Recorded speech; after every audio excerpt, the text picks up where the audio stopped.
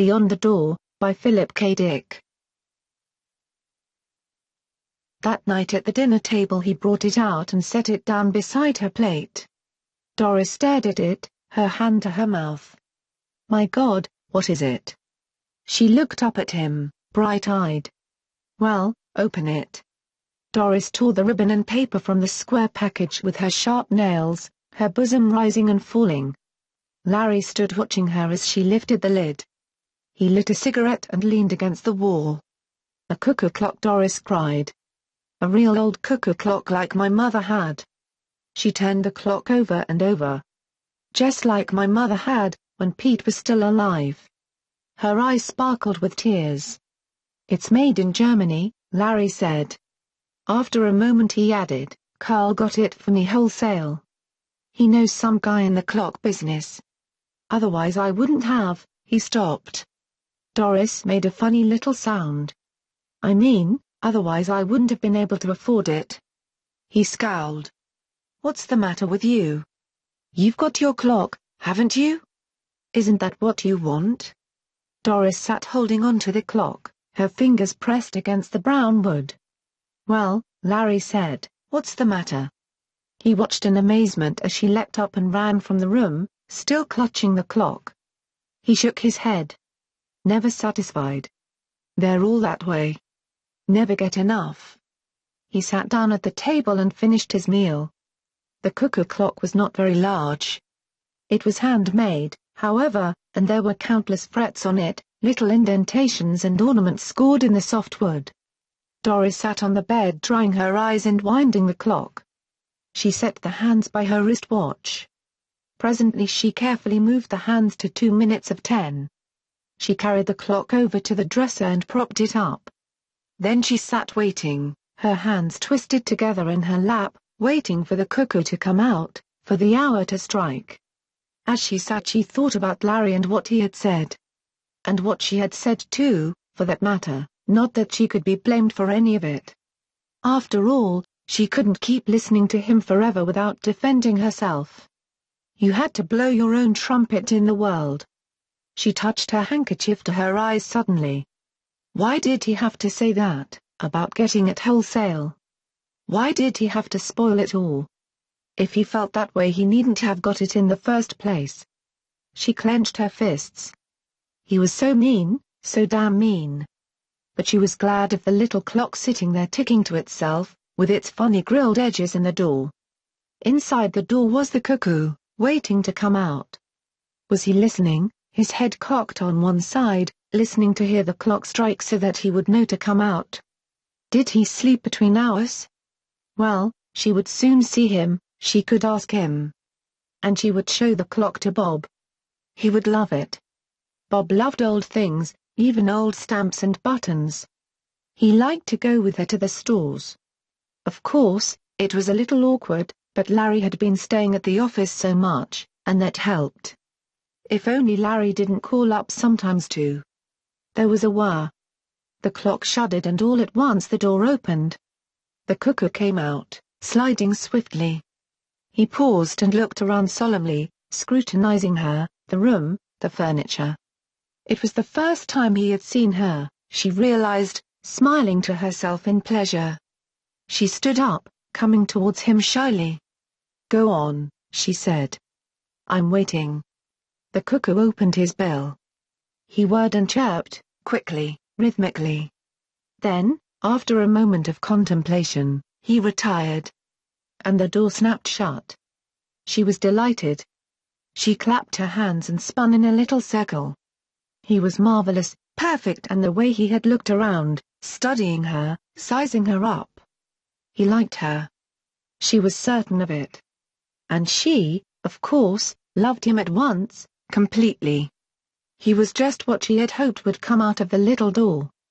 Doris went to the clock. She bent over the little door, her lips close to the wood. "Do you hear me?" she whispered. "I think you're the most wonderful cuckoo in the world." She paused, embarrassed. "I hope you'll like it here."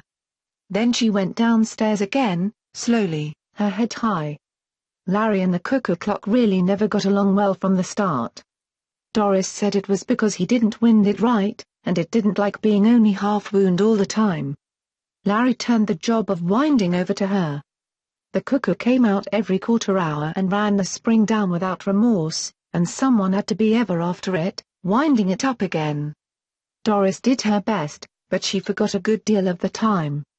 Then Larry would throw his newspaper down with an elaborate weary motion and stand up. He would go into the dining room where the clock was mounted on the wall over the fireplace. He would take the clock down and, making sure that he had his thumb over the little door, he would wind it up. "Why do you put your thumb over the door?" Doris asked once. "You're supposed to." She raised an eyebrow. "Are you sure? I wonder if it isn't that you don't want him to come out while you're standing so close." "Why not?" "Maybe you're afraid of him." Larry laughed. He put the clock back on the wall and gingerly removed his thumb. When Doris wasn't looking, he examined his thumb. There was still a trace of the nick cut out of the soft part of it. Who, or what, had pecked at him? One Saturday morning, when Larry was down at the office working over some important special accounts, Bob Chambers came to the front porch and rang the bell. Doris was taking a quick shower. She dried herself and slipped into her robe. When she opened the door, Bob stepped inside, grinning. "Hi," he said, looking around. "It's all right. Larry's at the office." "Fine." Bob gazed at her slim legs below the hem of the robe. "How nice you look today." She laughed. "Be careful, maybe I shouldn't let you in after all." They looked at one another, half amused, half frightened. Presently Bob said, "If you want, I'll." "No, for God's sake." She caught hold of his sleeve. "Just get out of the doorway so I can close it. Mrs. Peters across the street, you know." She closed the door. "And I want to show you something," she said. "You haven't seen it." He was interested. "An antique? Or what?" She took his arm, leading him toward the dining room. "You'll love it, Bobby." She stopped, wide-eyed. "I hope you will. You must. You must love it. It means so much to me, he means so much." "He?" Bob frowned. "Who is he?" Doris laughed.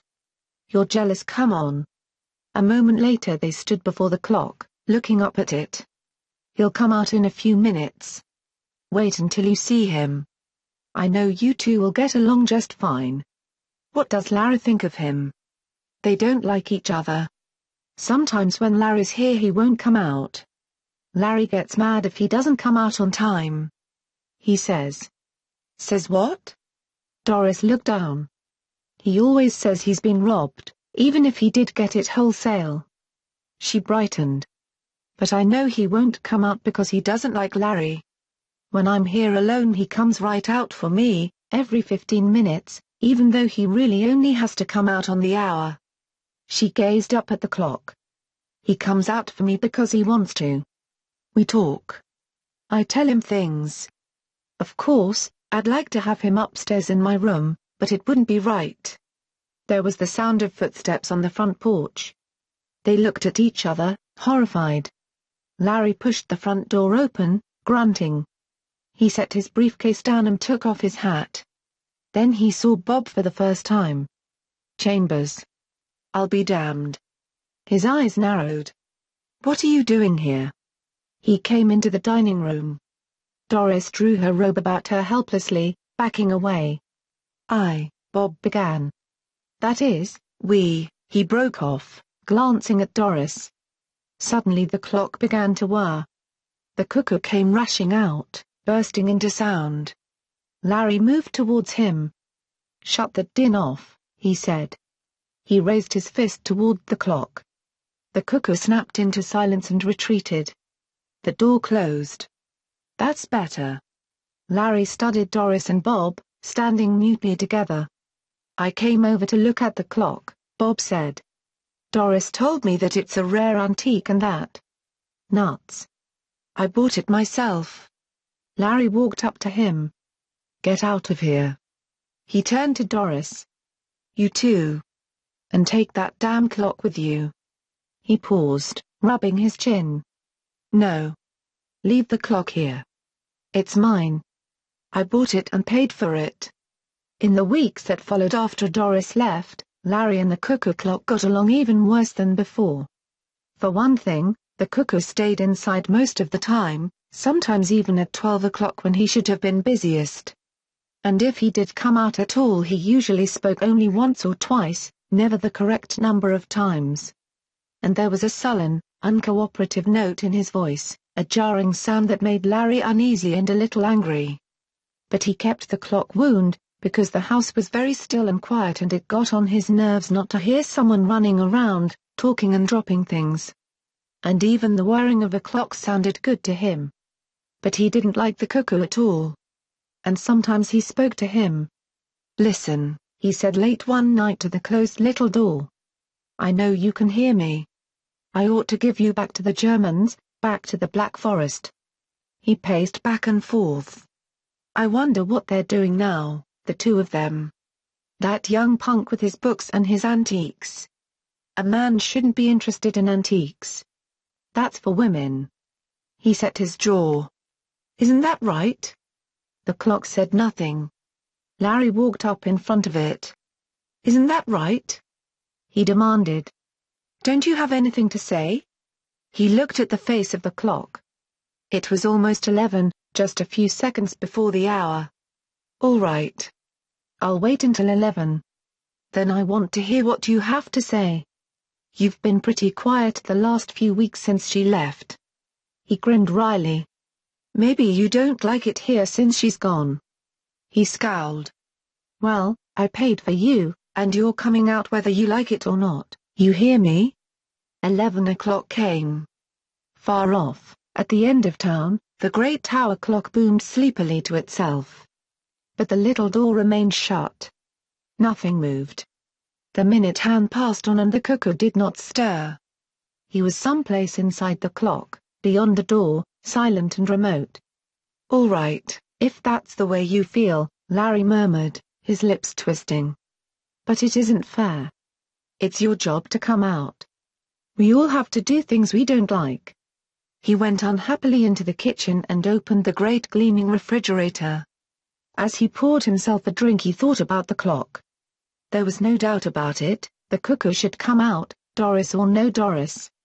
He had always liked her, from the very start.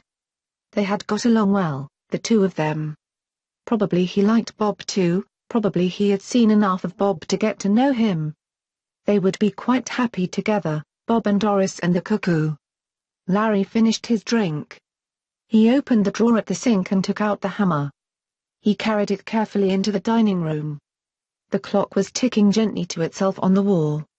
Look, he said, waving the hammer. You know what I have here? You know what I'm going to do with it? I'm going to start on you, first. He smiled. Birds of a feather, that's what you are, the three of you. The room was silent. Are you coming out? Or do I have to come in and get you? The clock whirred a little. I hear you in there.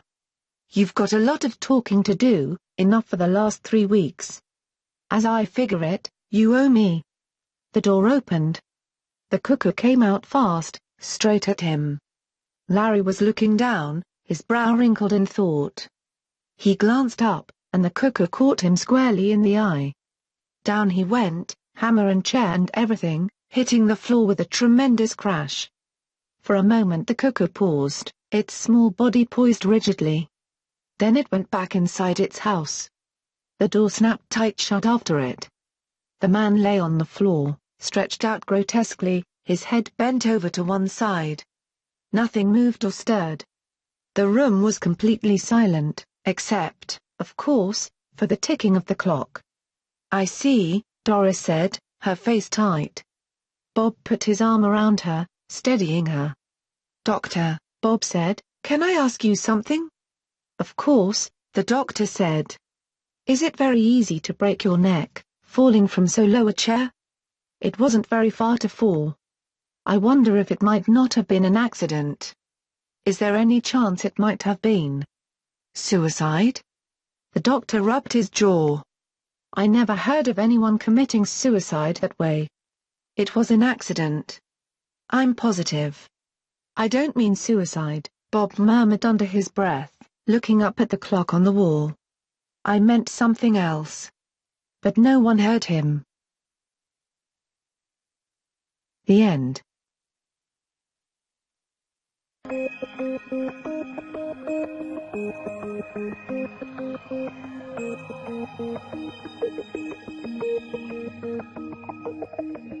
This story was brought to you by the YouTube channel, This Week in Audiobooks. Thanks for listening.